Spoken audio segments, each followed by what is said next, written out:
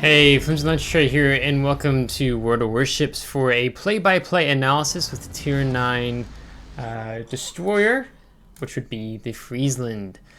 Friesland is a fantastic destroyer. She now has like a sister ship, also known as the Groningen, same stats and everything, so you could think of it as a play-by-play analysis if you want to of the Groningen as well, but of course, different nations there. But in this play-by-play analysis, I'm just going to break down my thought process as this is a post-recording, but still quite fresh in my head as we get started out here. And the big thing always with the play-by-play analysis is just studying what ships you're going up against. So I'm paying particular attention to the fact that I've got the worst concealment of all the Tier 4 or other 4 destroyers we're going up against. You know, checking the Edgar's radar range. Yeah, it is 10 kilometer. But in particular with the Jaegers, Gearing, and Shimkaze, they're all going to outspot me. You know, Edgar's got the 10 kilometer radar, Brisbane's got the 12 kilometer radar. So I have to be mindful of the radar. I'm hoping Edgar's not over here. I'd rather particularly have the Brisbane. But knowing that one of the things with being at Tier 9 with the Friesland, when you're running into other destroyers, is the concealment is decent. I mean, you build in a max conceal at 6.4 kilometer. But when you go up against something like the Jaeger, which I think is like, yeah, you can see here, it's the 5.4, then I have a kilometer gap between my concealment and his concealment. So sometimes you have to make a pre-decisions in general, regardless of ship class. But I said I'm going to go on the left side of this island. I'm RPF located, and I have made a pre-decision that as long as Brisbane or Edgar is not nearby, and I get lit, I'm going to push whatever is spotting me. So here I get detected. Instantly going to go ahead and pop that Hydro in case it's a Jaeger with his fast and his 12 kilometer torpedoes, or 12 torpedoes, excuse me, and there he is. So I'm instantly going to go ahead and engage. He's got the engine boost going. We see the black smoke coming out from behind. We're going to go wide to the right here to avoid those torps. Putting an island, behind you and where a Jaeger destroyer might torp means less chances of them torping an island, right? They're going to tend to torpedo more out where they think they have a better chance of their torpedo sitting. Now he's already DCP'd, which is going to be a huge mistake because he's not going to be able to disengage from me because we've set him on fire. So it means he's not going to be able to go dark with his 350mm guns, and we just have a much greater DPM difference here. So we can push him pretty hard here because he doesn't have any support, and we're going to go ahead and pick up the first blood. Granted, we did lose over 6,000 hit points. So we're going to go ahead and smoke up because I see the Soyuz is staring at us. Right now we only have our front turret going. So I'm like, ooh, how close is this going to be? And the Soyuz actually loaded high explosive, so good on his part. So now what we're going to do here is we're going to go ahead and get all of our guns on. We don't have to worry about any more torpedoes from Jaeger. He didn't have time to reload them by the time we killed him. We're paying attention to Thunder. Brisbane's too far away. He's over on the 6th line, G6. So we're okay here. Now, one of the things you have to be mindful of here, you can see he's actually, the Soyuz is dropping depth charge airstrikes. I think he's trying to fish out my AA, or maybe he's just annoyed. But you can see he's actually taking pot shots at me. And the Friesland has the, if you build into it, it has the fastest reload for any Tier 9 destroyer in the game, or Groningen for that matter. And so sometimes you get lucky and you can kind of bait out those type of shots from enemy battleships, even though they're like trying to be cheeky, do some damage on you. But that just means he gets lit up, and we can easily just continue getting a lot of shells into him. Now, one of the strengths with the Friesland is, of course, her armor piercing damage per minute and her high explosive damage per minute. She's got the #1 best AP DPM, HE DPM for any Tier 9 destroyer in the game. And of course you can talk about building specs and stuff like and so on and so forth into it. But that is one of the perks that you have here with the Friesland. And I was checking her fire chance because this is a gunboat destroyer. It's not a hybrid destroyer. She's not a torpedo destroyer, right? No getting torpedoes. But she is very much a gunboat destroyer. So you're already, you want to build into the guns. We're not too worried about the Brisbane radar. It doesn't last very long. It's just short duration, but long range. But the fire chance on these shells, if I ever find it here on the Friesland, is 28. No, 8% for shell, and this is 28.4% for a full salvo. So we're always looking to set fires, and you can see we're at 80,000 damage now, and the fires are ticking. So we're always wanting to pay attention to when, let's say, in this instance, battleship players are going to be using DCP, damage control parties. So, sorry, back more to a bit of the play-by-play. So we've basically farmed that smoke screen as long as we can, as it's about to go down here. And I'm debating, do I want to push up to the left here or not? And I decide not to because of Brisbane's 12-kilometer radar. Sometimes you can make a mistake where I could go out past this island and then I turn right, maybe towards Charlie Cap, and then Brisbane's radar is up and then he starts farming me. So that's not the wisest decision to do. We don't want to have an island at our back and then a radar cruiser on the other side. So what we're going to do here is we're just going to go ahead and sneak in behind the island. And also, this is just an example of patience. We have our friendlies, we have a battleship, and I don't know if it's another cruiser pushing down, the 9 and 10 line. So we just work with our team. We don't need to overextend ourselves, as both we have a first Sherman with us, and he's going to go ahead and start opening up on the Brisbane. And I'm like, yeah, I'm going to open up when I come around, just because you can see there's a lot of focus fire on the Brisbane, and the Sherman is indeed going to take him down after he gets slapped by somebody. So now the goal is to just move towards the sea cap, and we're just examining here who's already died, who's still alive, right? 2 of the destroyers are down, but we still have 2 more to deal with. I think it's another Jaeger and a Gearing, if I remember correctly off the top of my head. So this is kind of fun because when you have a triple destroyer setup like this, it's kind of a wolf pack, so you tend to chew up whatever you might run into here, right? So I'm deciding I wanted to go a little slightly wide here. One of the concerns I had is what if there's a battleship right around the corner of the island, which doesn't bother Doom and Tsushima too much because they haven't made the distance quite yet. But we're just being mindful and starting off here.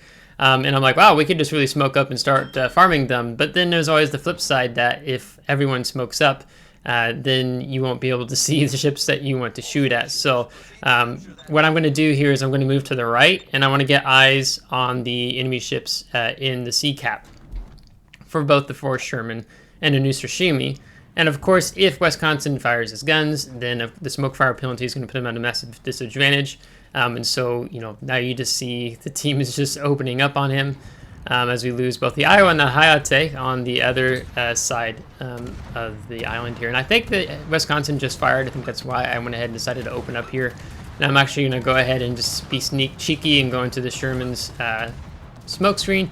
But I don't want to get too close to him. I don't want to block any of his guns, right? That's annoying when you have the shorter sail right in front of you and block some shots, so on and so forth. So the goal now is just we're going to push up to sea. The Thunder has been didn't like the attention he got early on. So he is definitely kiting. He sees kind of that firepower we have moving around here on this flank. Now, one of the big things that tends to happen, or can happen with two brothers, is you kind of have this, like, as we go clockwise, the enemy team is also going clockwise, or it could be examples of counterclockwise, depending on which flank you're winning and pushing on, and the enemy team doing the same thing. So we're just kind of going around, like, trading caps. We do have over 100-point lead, which is good as well. Now, here we have the Zal. And so one of the things I'm thinking when we step onto this cap is it's probably going to be quite natural that Zal knows that we as the destroyers are wanting to push on the sea. And he's probably just dumped his, what that would be, his starboard side torpedoes. So I'm kind of thinking here, do I pop Hydro? Do I not? And then I'm also thinking, not just for myself, I'm aware of them, that's a big thing, but also for Doom and Tsushima and also the 4th Sherman.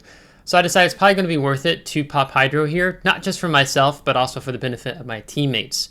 And so I go ahead and decide to, and yep, there's the torpedoes, which I think Doom was okay there. And then I also see that the Zal is turning to port. So I'm like, okay, there's probably going to be another set of torpedoes coming off of his port side. So let's just be mindful of that. We're kind of examining the situation here.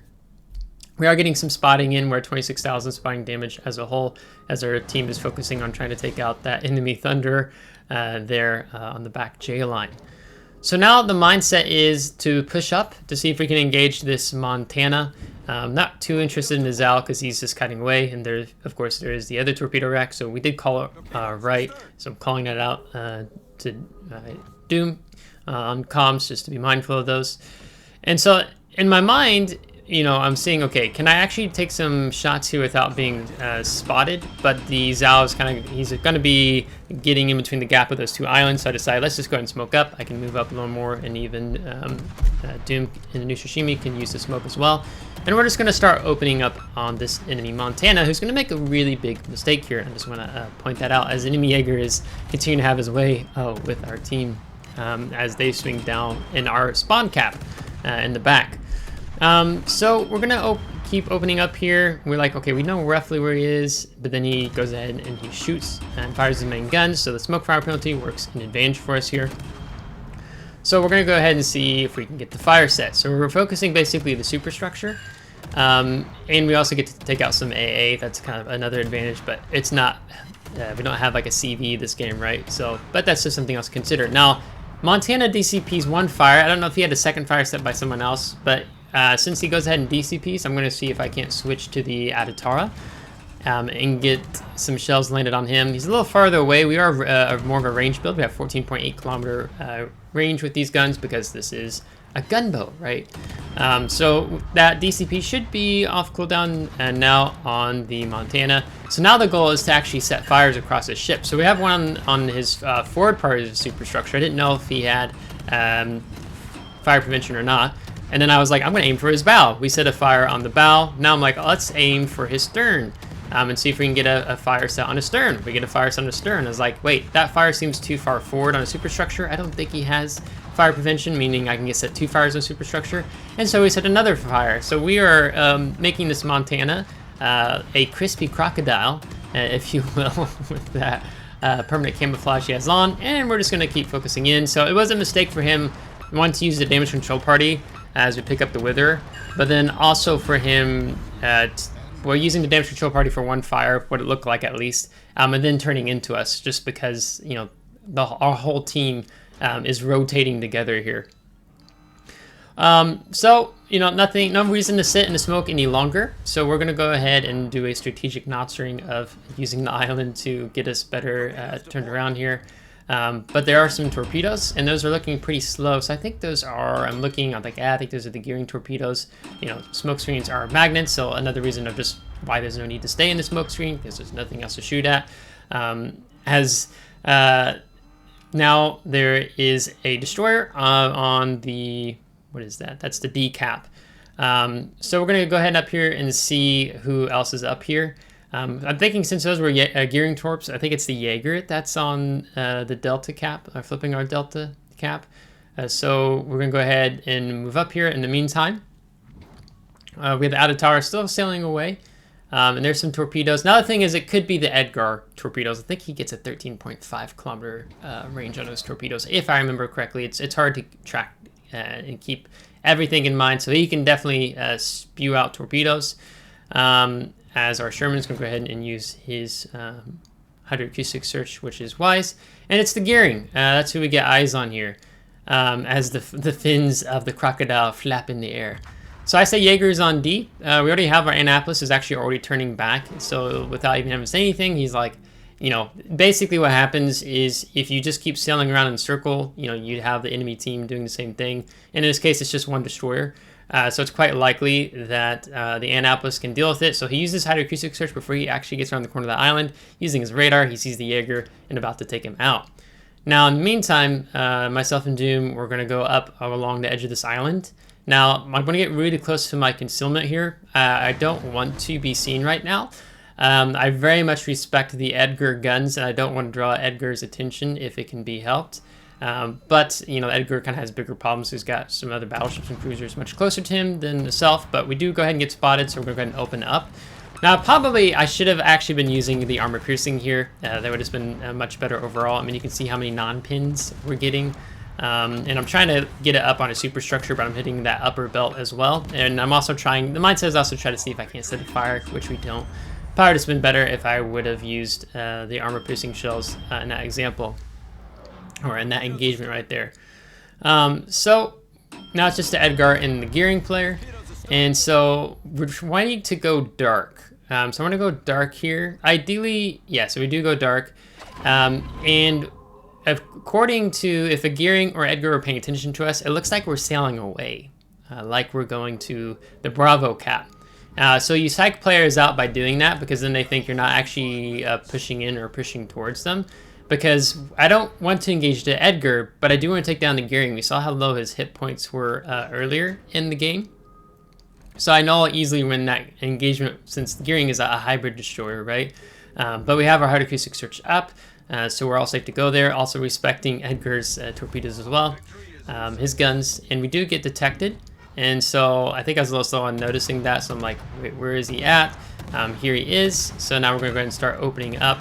So basically, we as a team had the map control, and they were running out. So being able to push in like that prevents the gearing, for example, like running up the 1-2 line as well. As we just wanted to prevent any type of escape in that regard, but also see if we can get lucky if he was trying to move more towards A, or more towards the right to get torpedoes into the ships that were pushing in towards his teammate in the Edgar. So we're just kind of trying to put ourselves in the mind of what the enemy team might be doing. What might that enemy gearing be doing in being divisioned up with his Edgar? Well, the natural play would be maybe try to get broadside on these ships that still have a lot of health, like this Poison. But the Edgar, I think he had a really good game. I think he did a lot of damage this game. All things considered, it's a very powerful ship. So Doom, since he's went and flipped the Bravo cap, we're about to hit 1,000 points. There's no need for us to throw ourselves away, right? You see how close we are. And again, as a shorter player, I respect Minotaur, I respect Edgar. And so there's no need for us to just kind of, go charging in against an Edgar. That would be really dumb of us to do. So that's going to be a victory. And I'm playing the Gunboat Edgar. I do have an upgrade commander build video. I'll link it at the end so you can see my build. I think it's the same as what's in the video. As you see in this battle, we'll see. But we have Wither, First Blood, 448 main battery hits with 151,000 damage, 3 destroyed, 10 set on fires, and 2 assisted in capture, with some spotting ribbons there as well. Taking out the enemy Jaeger in the early part of the battle was really huge, and that really opens things up for you as a Friesland gunboat destroyer player. So we're going to top the team with over 2,100 base XP, with Annapolis coming in second. And then that Jaeger, Edgar, and Gearing were doing a lot of carrying for their team, all things considered. Detailed report, 51,000 damage. We did 62,000 fire. We could have done more damage with AP. We only did like 2,000. I should have used it a little bit more here and there throughout the battle. But I was kind of addicted to setting the fires after getting that Wither achievement. And we took 13,000 damage, all said and done. And then we have our premium account as a tier 9 Friesland. I think I just had like a gray credit economic booster. Not too bad. Not too bad there, if I remember right. So all in all, Friesland is really fun. Actually, I have a pretty good statistics with playing Friesland, just because she's pretty one-dimensional ship. You don't have to worry about kind of going between the guns and torpedoes, and you're trying to get in a position to fire your torpedoes, maybe on a more broadside or leading the target. It's just guns. So the ship is a little more relaxed in that regard to play. As long as you're mindful of using your hydroacoustic search at wise times and utilizing your smoke screen. Another thing I didn't mention is that Friesland has the, I'll double check it. Yeah, it does. It had the best AA strength at tier 9 Friesland. Grown again, followed by the Kitakaze. Or not. Is that right? No. That's Ulsterland. Came out of order. Yeah, Ulsterland, then Kitakaze after that. So I really like getting A expert with the Friesland as well. So when you're seeing the tier 8s, tier 10 CVs, hopefully not super CVs, but can happen now at tier 9. Then you're pretty impactful. Just understanding the weaknesses of the ship is that concealment's not the best, and of course you can easily be run down by other enemy battleships that go faster than you because you don't get an engine boost, right? So you do want to be mindful of that, and the radar cruisers, which we were respecting them as much as possible. And of course, the Edgar can switch between smoke screen and radar, but I'm pretty sure he was just a smoke screen Edgar. So with that being said, I hope you liked today's play-by-play analysis on the Friesland. Need to try to get some other ships in on this as well, as I like doing these. With that being said, if you liked this video, give a thumbs up. If you didn't, give a thumbs down. Subscribe if you do see more. If you have subscribed, thanks so much. I really appreciate it. Thank you to my Patreon supporters. Until next time, take care.